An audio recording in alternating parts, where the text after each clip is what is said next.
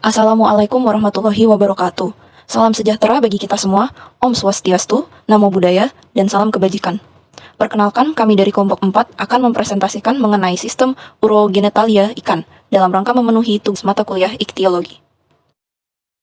Berikut merupakan anggota dari kelompok 4, yaitu Raida Aufa, Alia Novandi, Nina Nur Indah, Anissa Rahmawati, Muhammad Aska Zikri, Farah Mutikinari, Ananda Nailah, Alia Eka Prapta, dan Citra Shananta.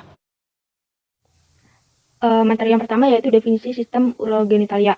Jadi sistem urogenital ini merupakan sistem yang terdiri dari yang pertama ada sistem urinaria atau ekskresi, yaitu yang berfungsi untuk membuang zat sisa yang tidak diperlukan. Kemudian yang kedua adalah sistem genitalia atau sistem reproduksi yang fungsinya untuk berkembang biak bagi ikan.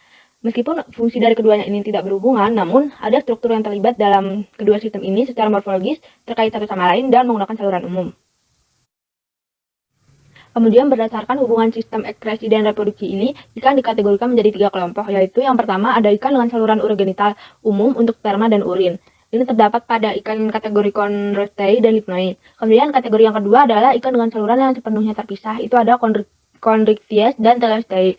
Kemudian kategori terakhir yaitu ikan dengan saluran yang terhubung sebagian, ada Cyclostomata, Cladistia, dan Holostei. Menurut Azani, sistem urinaria ikan terdiri dari ginjal dan vesika urinaria. Ginjal terdiri dari glomerulus, tubulus, nefron, dan pembuluh darah. Nefron terdiri dari badan Malpighi, glomerulus, kapsul Bowman, tubulus contortus proximal, dan tubulus contortus distal. Secara anatomi, ginjal terbagi menjadi 2 bagian yaitu head kidney dan kidney. Head kidney terdiri dari jaringan hematopoietik, sedangkan kidney terdiri dari nefron, jaringan limfoid, dan jaringan hematopoietik interstisial. Secara umum pada ikan, pembesaran dari saluran urinaria atau ureter berfungsi sebagai vesika urinaria. Pada vesika urinaria terdapat sel epitel transisional dan biasanya lapisan itu berkisar antara 3-8 lapis. Epitel transisional sendiri adalah epitel peralihan dan memiliki banyak lapisan. Permukaan lapisan epitel ini akan mengalami perubahan bentuk ketika dinding vesika urinaria teregang atau membesar saat terisi urin. Kemudian ikan mengeluarkan urinnya dalam bentuk amonia atau NH3 melalui lubang urogenital. Selanjutnya kita akan membahas mengenai sistem genitalia pada ikan. Menurut Effendi 2009, sistem reproduksi ikan terdiri dari komponen kelenjar kelamin atau gonad, di mana pada ikan betina disebut ovarium, sedangkan pada jantan disebut testis beserta salurannya. Organ utama sistem genitalia atau sistem reproduksi ikan adalah gonad, yang terletak antara usus dan gelembung renang. Dalam proses pengaturan sistem reproduksinya, dibantu oleh beberapa kelenjar endokrin. Ikan sendiri mempunyai sifat seksual yang dibagi menjadi 2, yaitu sifat seksual primer dan sifat seksual sekunder. Sifat seksual primer pada ikan ditandai dengan adanya organ yang secara langsung berhubungan dengan proses reproduksi, yaitu ovarium dan pembuluhnya pada ikan betina dan testis dengan pembuluhnya pada ikan jantan. Sifat seksual sekunder ialah tanda-tanda luar yang dapat dipakai untuk membedakan ikan jantan dan ikan betina. Faktor yang mempengaruhi fungsi reproduksi terbagi menjadi 2, yaitu faktor eksternal dan faktor internal. Faktor eksternal diantaranya dipengaruhi oleh curah hujan, suhu, sinar matahari, tumbuhan, dan ikan jantan sendiri. Sedangkan faktor internal sendiri dipengaruhi oleh kondisi tubuh ikan dan hormon reproduksi ikan. Urogenital pada ikan merupakan sistem yang terdiri atas 2 bagian, yakni sistem urogenital serta sistem ekskresi. Sistem ini memiliki organ utama, yakni gonad atau yang biasa disebut dengan kelenjar kelamin, di mana terdapat sepasang yang letaknya berada di antara usus serta gelembung renang. Pada betina, umumnya kelenjar kelamin disebut dengan ovarium dan pada jantan disebut dengan testis. Urogenital pada ikan agnata dapat berperan sebagai sistem reproduksi serta sistem urin. Maka dari itu, pada ikan agnata, sistem ini berjalan pada 2 buah ginjal yang ada pada bagian dorsal dan terletak di dalam rongga tubuh. Nantinya, pembuluh yang disebut dengan pembuluh ureter memiliki bentuk memanjang dari masing-masing bagian mesosperos hingga ke sinus urogenitalis yang selanjutnya akan melalui tahap pengosongan yang akan dilakukan pada papillae urogenitalis.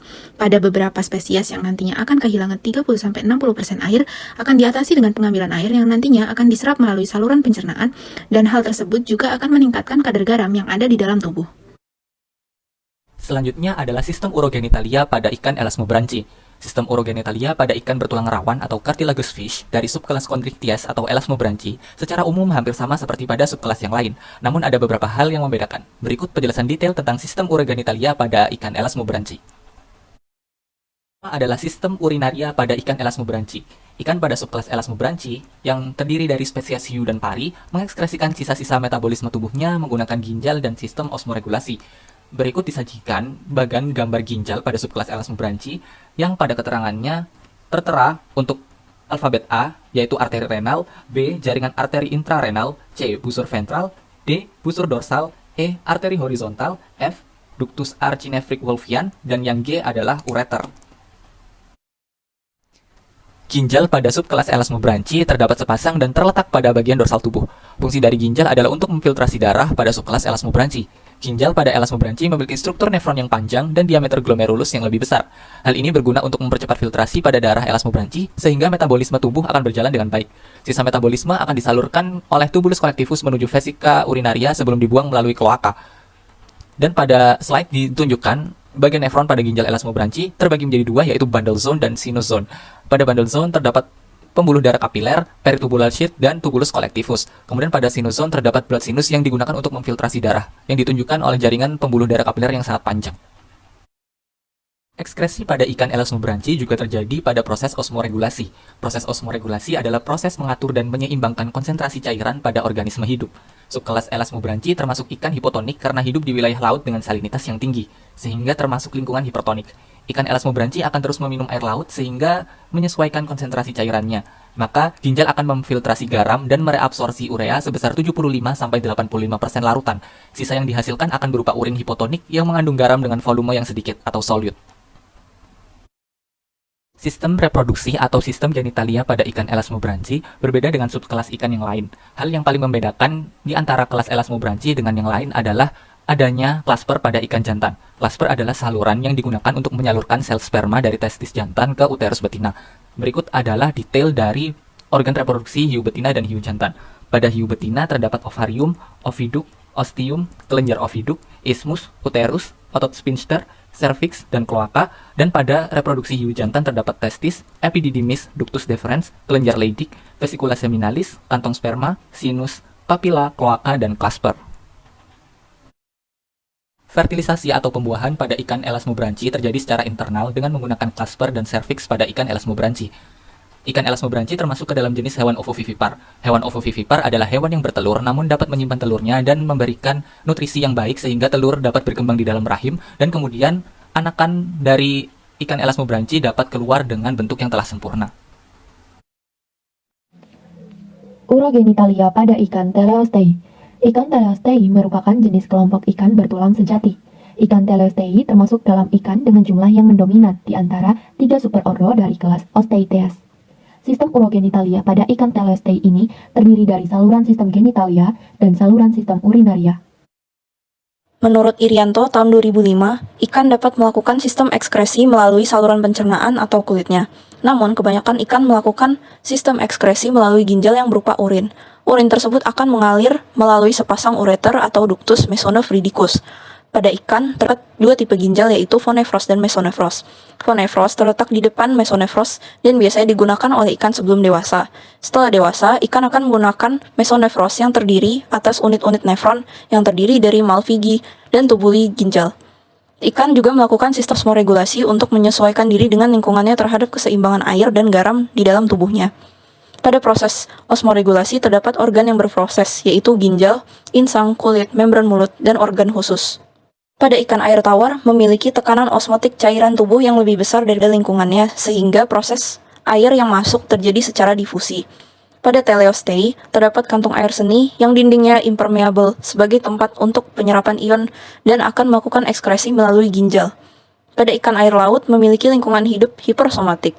Ikan air laut cenderung kehilangan air melalui kulit dan insang serta dapat kemasukan garam sehingga ikan akan meminum air laut yang diserap melalui sistem pencernaan.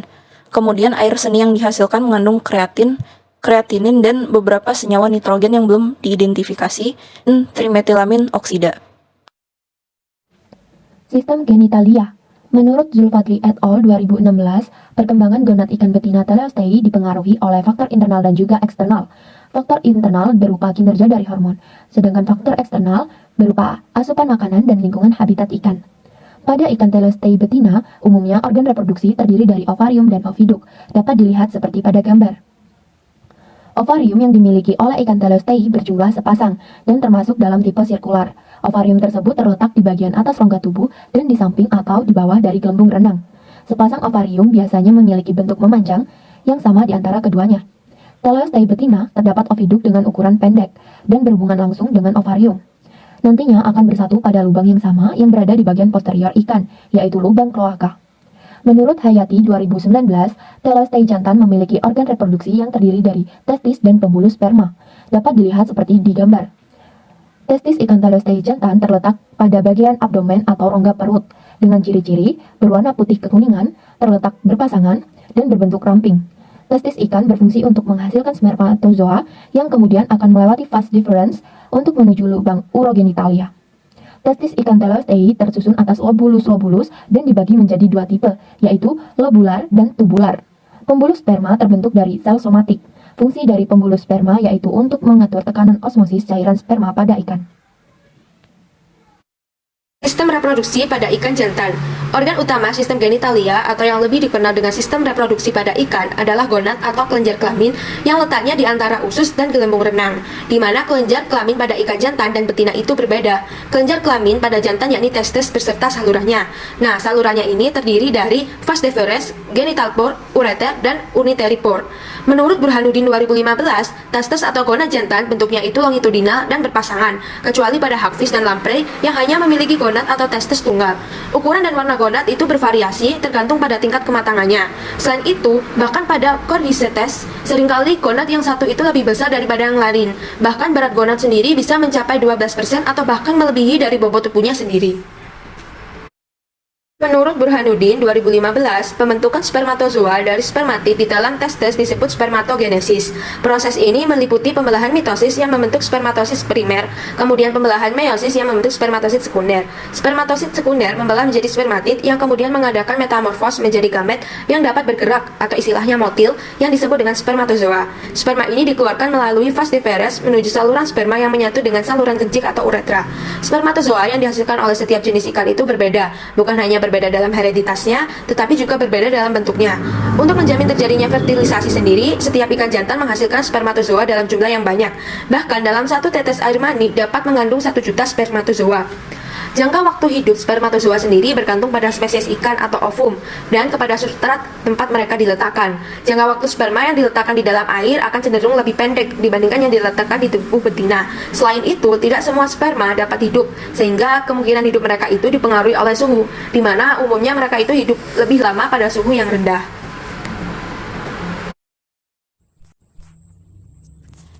Reproduksi pada ikan betina. Organ reproduksi dibedakan menjadi dua, yaitu eksternal dan internal. Organ reproduksi eksternal merupakan organ reproduksi yang berada di luar ruang tubuh, diantaranya adalah vulva pada hewan betina. Sebaliknya, organ reproduksi internal diantaranya yaitu saluran reproduksi, kelenjar aksesoris, dan gonad. Sebagai organ eksternal hewan betina, vulva terdiri atas bagian paling luar yang dikenal dengan sebutan labia majora dan bagian dalam disebut labia minora serta klitoris. Sebagai organ reproduksi internal, gonad merupakan organ reproduksi yang mempunyai fungsi utama, yaitu menghasilkan sel gamet dan hormon seks atau steroid. Gonad pada hewan betina disebut ovarium yang menghasilkan sel telur. Pada gamet betina, pembentukan dan perkembangan gamet betina disebut oogenesis yang terjadi di ovarium pada saat embrio. Proses pembentukan tersebut diawali ketika terjadi penentuan jenis seks atau diferensiasi seks. Berikut merupakan beberapa jenis diferensiasi seks pada ikan betina. Yang pertama yaitu seksual primer. Seksual primer merupakan seksual yang berhubungan langsung dengan proses reproduksi. Organ-organ reproduksi dan hormon-hormonlah yang mempengaruhi prosesnya. Organ reproduksi menghasilkan sel kelamin yang disebut gonad. Pada betina, gonad ikan meliputi ovarium dan pembuluhnya atau oviduk. Ovarium berjumlah sepasang, terletak membujur di dalam rongga perut terhubung dengan saluran gonad atau oviduk yang selanjutnya ke arah luar melalui lubang genital atau genital pore. Pada ikan betina, telur dikeluarkan melalui oviduk atau saluran telur yang terpisah dari saluran kencing atau uretra. Selama tahap awal perkembangan embrio, sel germinal atau sel kelamin tidak mengalami perkembangan sampai unsur somatik dari gonad atau membran eksternal dan jaringan interstital berkembang pada saat tahap akhir organogenesis. Pada ikan, tahap ini berlangsung saat larva ikan telah menetas dan mulai makan. Selama proses organogenesis, sel germinal diduga bermigrasi ke posisinya untuk membentuk bagian dari gonad dan mulai berkembang menjadi oogonium ketika telah terjadi diferensiasi seksual atau betina.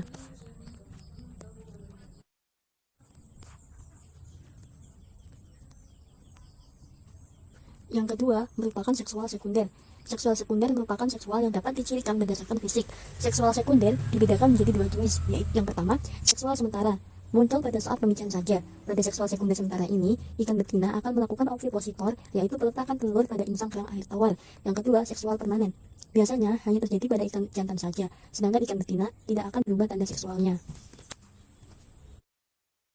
Berikut merupakan daftar pustaka yang kami gunakan untuk mempresentasikan materi ini. Terima kasih telah menonton video ini. Kurang lebihnya, saya selaku moderator yang mewakilkan teman-teman sekalian, mohon maaf. Wassalamualaikum warahmatullahi wabarakatuh.